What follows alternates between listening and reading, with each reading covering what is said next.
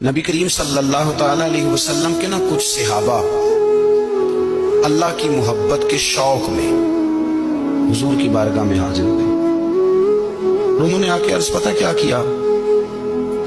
عرض کرنے لگے یا رسول اللہ صلی اللہ تعالی علیہ وسلم سالوں بیت گئے ہیں سجدے کرتے ہوئے، حضور سالوں بیت گئے ہیں تسبیح پڑھتے ہوئے، سالوں بیت گئے کہتے ہوئے کہ سبحان اللہ وہ پاک ہے، ہمیں سالوں بیت گئے یہ کہتے ہوئے کہ اللہ اکبر وہی سب سے بڑا ہے، سالوں بیت گئے کہتے ہوئے کہ الحمدللہ ساری تعریفیں اللہ کے لیے، سالوں بیت گئے اس کی تسبیح کرتے، تحلیل کرتے، تکبیر کہتے. حضور اب نہ ہمارا اپنے رب سے ملنے کو جی چاہتا ہے، کبھی اے حقیقت منتظر نظر آنا لباس مجاز میں، لاکھوں سجدے تڑپ رہے ہیں میری جبین نیاز میں.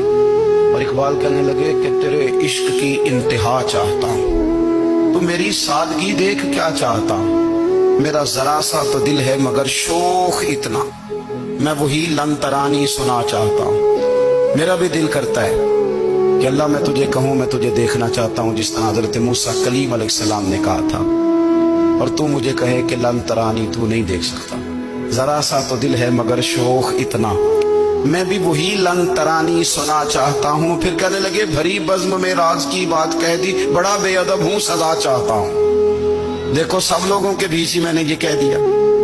میرے عزیز صحابہ نا شوق میں، کتنے سارے لوگ ہیں آپ، کتنی ماشاءاللہ بڑی تعداد میں آپ آئے، ہم بھی کبھی اس شوق میں گئے ہیں کہ ہمارے رب کو دیکھنے کو دل چاہتا ہے، ہمارا جی چاہے وہ کبھی ہمیں ملے، ہم کبھی اس کی زیارت کریں، اس کی بارگاہ کرم میں ہم حاضر ہوں. صحابہ نے عرض کیا یا رسول اللہ صلی اللہ تعالی وسلم ہمارا رب کہاں ہے؟ ہمارا نا اپنے رب کو دیکھنے کو جی چاہتا ہے. جب صحابہ نے یہ عرض کیا تو اللہ نے قرآن مجید نازل کیا، فرمایا وَإِذَا سَأَلَكَ عِبَادِي أَنِّي فَإِنِّي قَرِيبٌ.